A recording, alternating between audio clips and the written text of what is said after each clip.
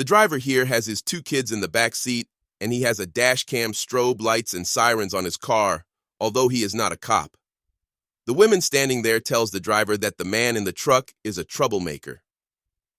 Our driver decides to take matters into his own hands. Let's watch how this plays out. Is there a problem, sir? Get the out of the way, Sir, ain't my kids?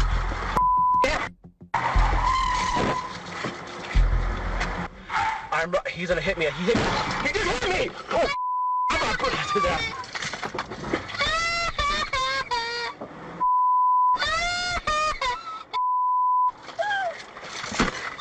He just ran me!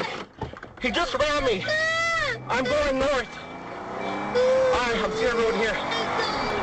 And, Comanche and, Montclair, he ran me. And I am armed. I'm about to blast this gun in his face. I have 2 kids in my car, and he's causing a lot of